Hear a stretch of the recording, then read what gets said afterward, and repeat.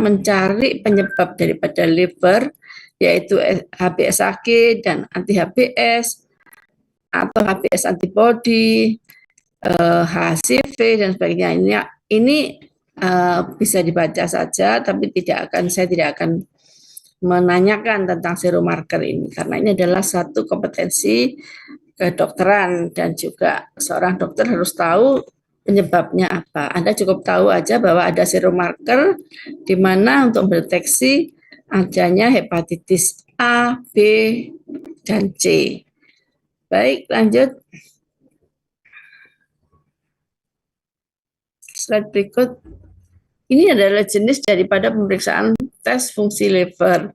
Namun, kembali lagi, sudah saya sampaikan tadi bahwa ada satu pemeriksaan bersifat enzimatik, ada melihat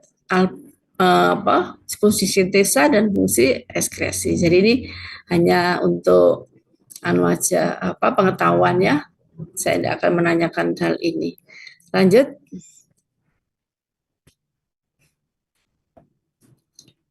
Jadi tadi kita akan bahas satu persatu tentang pemeriksaan integritas sel atau melihat adanya suatu proses enzimatik yang terganggu. SGPT atau ALT, serum glutamid piruvik transaminase. Jadi semua yang belakangnya ase-ase itu biasanya enzim. Ini suatu enzim protein di mana dia dibuat di liver atau di hati, di dalam sitoplasmanya, sehingga SGPT ini merupakan suatu pemeriksaan yang spesifik. Jadi kalau SGPT-nya tinggi atau ALT-nya tinggi, itu sudah bisa dipastikan bahwa ini adalah terjadi suatu gangguan pada liver. Tetapi SGOT sama-sama enzimatik yang diproduksi di liver, tetapi SGOT atau AST ini dia juga berada di otot, sehingga tidak spesifik. Kalau SGOT-nya tinggi, bisa jadi gangguan pada liver enzimatik, tetapi juga otot. Jadi kalau SGOT-nya tinggi saja tanpa adanya SGPT, karena SGOT atau AST ini diproduksi baik itu di sitoplasma dan juga di mitokondria, maka kalau SGOT-nya tinggi, kemungkinan hal lain. Jadi kita cari penyebabnya. Kalau SGPT tadi pasti bahwa ada gangguan pada liver. Kalau SGOT bisa jadi karena dia berada atau diproduksi di otot juga.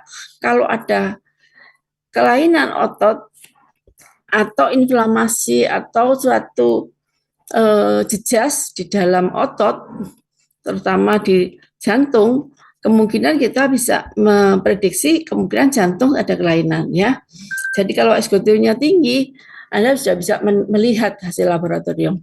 Ini kok ada SGOT yang tinggi, SGPT-nya nggak apa-apa, normal. Maka kita bisa mengetahui ternyata lipid profilnya tinggi juga, kemudian marker jantungnya tinggi, sudah bisa dipastikan bahwa ini adalah kelainan di jantung.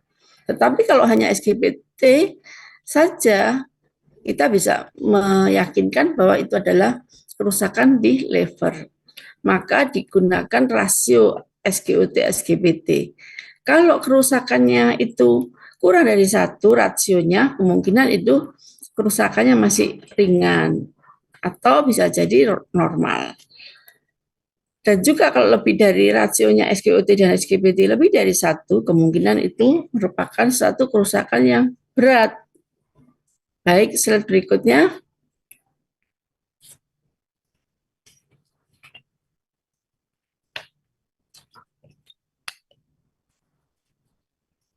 Untuk hepatocellular pattern ini sama sebetulnya. Jadi untuk melihat kerusakan daripada hepar itu menggunakan AST dan ALT.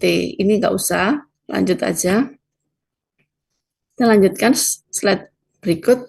Ini bilirubin. Jadi bilirubin itu adalah suatu marker, suatu petanda atau suatu pemeriksaan spesifik untuk fungsi ekskresi daripada liver. Sedangkan fungsi ekskresi pada urin disebut bilirubin urea nanti. Bilirubinnya berada di urin. Kalau di serum, bilirubin serum adalah bilirubin yang diproduksi oleh liver. Dikatakan bahwa tes ini adalah menentukan atau mendiferensial diagnostik penyebab daripada kelainan hepar. Misalkan hemolitik. Hemolitik itu berarti dia sebelum masuk liver sudah mengalami pemecahan sel darah itu. Sehingga bilirubinnya meningkat, terutama yang bilirubin indirect atau unconjugated, di mana hemolitik ini adalah satu kelainan hematologi. Kemudian kalau bilirubin karena obstruktif, ada suatu sumbatan, misalkan batu empedu atau batu empedu atau adanya suatu pankreatitis, maka biasanya timbul suatu bendungan, maka disebut obstruktif bilirubin. Ya, saya rasa ini parenkymatos, hemolitik, obstruktif ini kompetensinya seorang dokter ya. Jadi Anda cukup tahu aja bahwa bilirubin itu ada bilirubin total, bilirubin unconjugated atau sama dengan indirect, bilirubin conjugated dan bilirubin sama dengan bilirubin indirect ya. Dimana saya tadi sampaikan bahwa unconjugated ini tidak larut, bilirubinnya tidak larut dalam air, maka mengangkutnya harus menggunakan albumin supaya dia nanti masuk di dalam liver menjadi bilirubin conjugated atau direct bilirubin. Bilirubin yang conjugated berarti dia larut dalam air. Next slide. Ini adalah skema atau satu fisiologi daripada liver yang melakukan satu kegiatan, melakukan satu mekanisme konjugat bilirubin ya, produksi bilirubin. Jadi bilirubin itu tadi saya sampaikan bahwa dia dipecah dari hem dan globin, dari hemoglobin ya. Kemudian hem ini akan berikatan menjadi hem oksigenase, kemudian masuk menjadi biliverdin, di mana ini merupakan suatu bilirubin yang berikatan dengan albumin yang disebut sebagai unconjugated. Dia belum larut dalam air. Kemudian akan masuk di dalam hepar menjadi conjugated bilirubin atau bilirubin direct. Sedangkan kalau sudah masuk di dalam intestin atau usus, maka dia akan berikatan dan kemudian akan dikeluarkan dalam bentuk feses. Kalau di urin dia akan mengeluarkan dalam bentuk urin. Maka kalau ada urin bilirubin urea, maka kemungkinan kita bisa yakin bahwa itu adalah suatu penyakit yang disebabkan oleh gangguan dari liver yang dikeluarkan oleh ginjal. Baik, slide berikutnya. Berikutnya albumin ya, ini satu hal yang penting juga bahwa sintesa albumin dari liver bila terjadi suatu gangguan yang sangat berat, biasanya fungsi sintesanya terganggu. Maka kalau fungsi sintesa terganggu, maka akan terjadi suatu kondisi yang disebut sebagai ödem, baik itu edema pada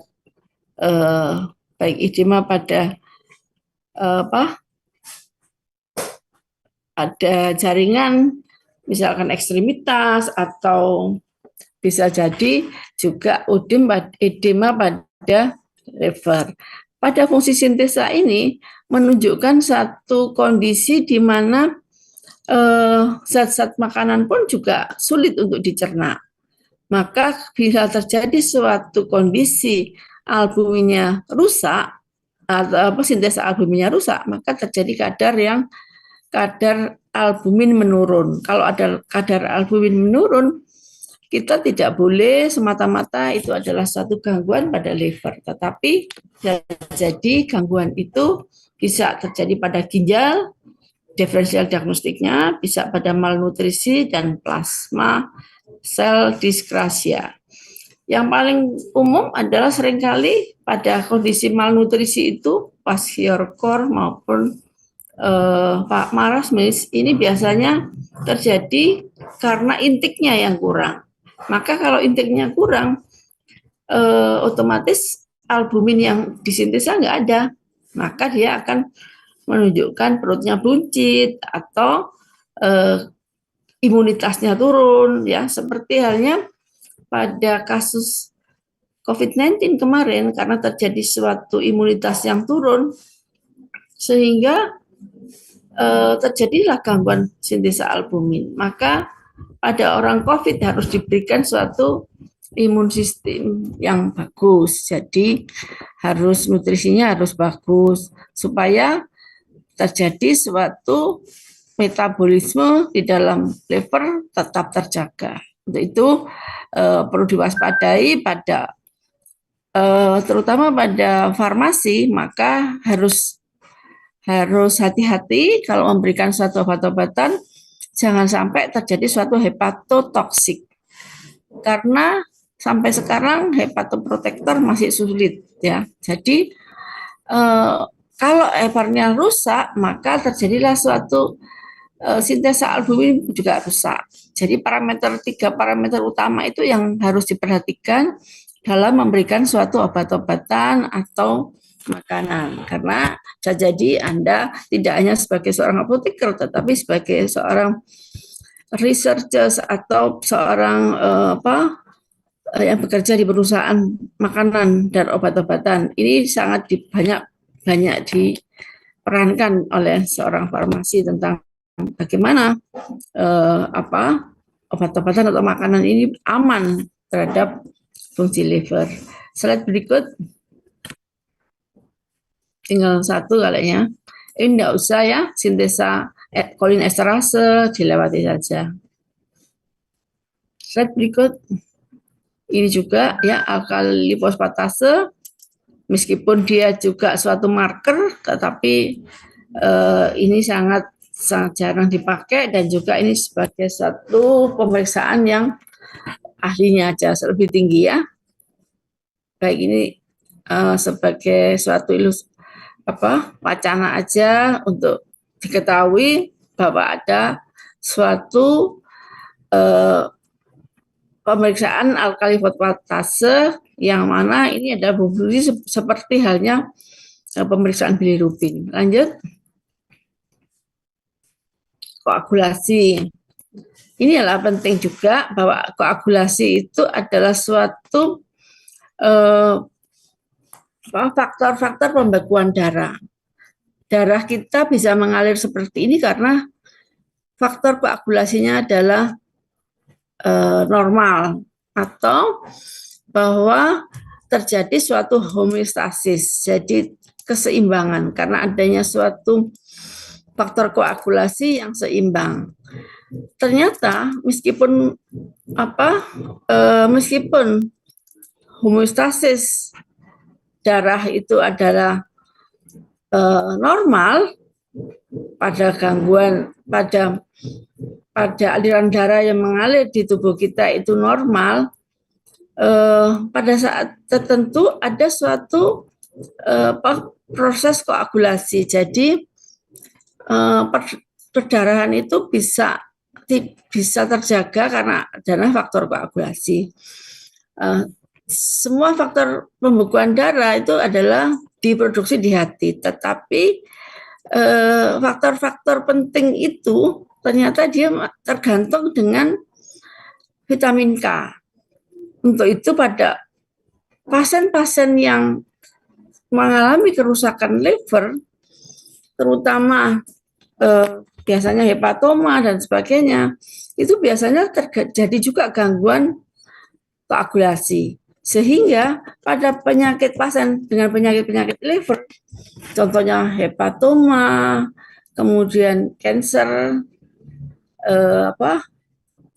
kanker heart, liver, atau disebut sebagai hepatoma, terus kemudian ada sirosis. Faktor-faktor vitamin K dependen ini akan mengalami suatu gangguan, maka mudah sekali berdarah. Maka kalau ada pasien yang dengan perdarahan karena gangguan liver, itu biasanya hematomesis dan juga milena. Di mana hematomesis itu adalah keluarnya darah dari mulut yang berwarna segar karena dia belum tersentuh atau belum mengalami suatu proses yang ada di lambung. Maka warnanya adalah merah, namanya hematomesis. Kalau melena itu adalah karena dia sudah melewati osofagus, melewati lambung, kemudian dia ada mengikuti metabolisme, maka dia sudah berikatan dengan asam, namanya asam hematik, seperti halnya pada pemeriksaan pada HB Sahli itu kan ada asam hematit ya karena sudah terbentuk dengan HCl.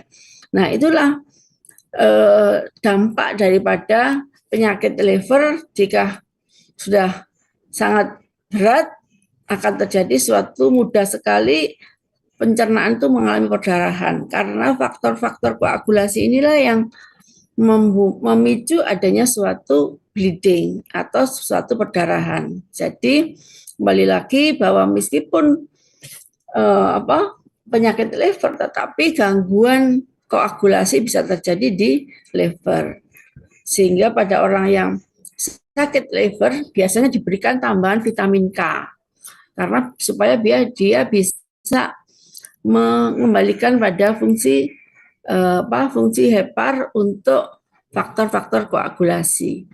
Demikian selanjutnya mungkin perlu diperhatikan bahwa obat-obatan yang hepatotoksik itu bisa jadi kerusakannya meskipun dia bukan satu virus, tetapi dia karena obat-obatan termasuk narkoba dan sebagainya itu juga bisa menimbulkan suatu hepatotoksik di mana bisa jadi terjadi gangguan koagulasi, maka terjadilah perdarahan di mana-mana. Lanjut. Ini adalah summary-nya. Ini cukup sebagai pengetahuan saja. Saya rasa tes fungsi liver ini banyak sekali kegunaannya di dalam menegakkan diagnostik, screening, dan monitoring terapi. Lanjut. Summary-nya sudah selesai ini ya. Insyaallah. Jadi sebagai resumnya atau summary-nya bahwa pemeriksaan liver funksi tes ini sampelnya diambil dari serum darah vena tanpa antikoagulan. Alatnya disebut automatic analyzer atau automatic kimia klinik ya, yang biasa dipakai oleh rumah sakit ataupun laboratorium. Sedangkan liver fungsi tes ini adalah membantu diagnostik dan menegakkan diagnostik serta diferensial diagnostik pada abnormalitas daripada kerusakan sel liver. Pemeriksaan tes faal hati atau liver itu yang perlu Anda ketahui cukup 3 saja, yaitu pemeriksaan berdasarkan serum enzimatik, maka itu adalah disebut sebagai SGOT dan SGPT, di mana SGPT itu merupakan suatu marker atau pemeriksaan yang sangat spesifik karena dia hanya diproduksi oleh sitoplasma di liver. Sedangkan SGPT dia selain diproduksi di liver juga di otot. Maka kalau SGOT saja yang meningkat bisa jadi bukan karena penyakit liver, tapi penyakit lain, bisa jantung, bisa otot yang rusak, misalkan kecelakaan, crash injury, atau ada satu keradangan pada otot, bisa SGOT-nya meningkat. Selain pemeriksaan enzimatik, ada juga pemeriksaan fungsi sintesa, yaitu albumin. Untuk mengetahui apakah terjadi albuminemia. Jadi albumin yang kurang dari normal disebut albuminemia. Berikutnya pemeriksaan fungsi ekskresi menggunakan bilirubin. Bilirubinnya itu bilirubin total, direct, and indirect. Jadi sekali lagi bahwa pemberian obat-obatan itu harus diperhatikan terjadinya suatu gangguan fungsi liver. Jangan sampai terjadi hepatotoksik. Meskipun obat-obatan tanaman atau tanaman obat-obatan yang bersifat herbal mengandung antioksidan yang tinggi, ini pun juga meskipun ini sebagai terapi ajuvan ataupun terapi herbal, dan sekarang sudah disarankan bahwa UNESCO tanggal 6 kemarin telah menetapkan bahwa jamu atau tanaman herbal ini menjadi suatu tanaman yang diakui oleh dunia. Jadi untuk itu kita pendekatan ke tanaman obat-obatan herbal, kemudian fitofarmaka dan sebagainya, itu adalah suatu diyakini bahwa ini menjadi suatu obat alternatif yang biayanya juga lebih sedikit, ramah lingkungan. Ini adalah kompetensi Anda. Dengan demikian, maka untuk riset-riset yang berhubungan dengan obat-obatan, sebaiknya menggunakan marker ini, marker untuk fungsi liver. Kalau fungsi livernya normal, maka obat itu akan bisa dikonsumsi secara aman. Jadi, kembali lagi bahwa ini adalah suatu ilmu dasar yang saya sampaikan sebagai satu implementasi di dalam laboratorium bahwa Anda sangat kompeten di dalam hal pemeriksaan laboratorium yang berhubungan dengan obat-obatan. Demikian mungkin dari saya. Next slide. Selesai kayaknya ini ya. Oke, ada pertanyaan? Mbak? Ada pertanyaan dari teman-temannya? Sudah cukup jelas? Nggak jelas? Kalau gini ini kan nggak jelas. Ya. Kalau gini kan nggak jelas. Jelas apa? Jelas. Oh ya wis. Kalau nggak ada pertanyaan, mudah-mudahan ilmu saya berikan bermanfaat dan bisa Anda gunakan di dalam hal riset ataupun dalam bekerja di rumah sakit. Itu semuanya nanti bersama-sama dokter Anda akan bisa memberikan masukan, misalkan, oh ini obat ini hepatoprotektor berapa persen bisa melindungi liver dan sebagainya, ya. Demikian dari saya, mudah-mudahan bermanfaat dan juga saya doakan mudah-mudahan materi saya tidak ada yang nggak lulus, semuanya lulus karena ini mudah sekali dan bisa dipelajari di lapangan. Anda akan terus pakai dan itu Anda simpan summary-nya dan sebagainya. Untuk itu saya akhiri, kalau nggak ada pertanyaan saya akhiri. Wassalamualaikum warahmatullahi wabarakatuh. Waalaikumsalam warahmatullahi wabarakatuh. Banyak dok. Ya, sama-sama. Saya live ya. Ujian ya, sampai jumpa di ujian. Nggih, Dok. Terima kasih Oke. nggih, Dok. Ya, sama-sama. Absennya ya, jangan lupa. Nggih, Dok.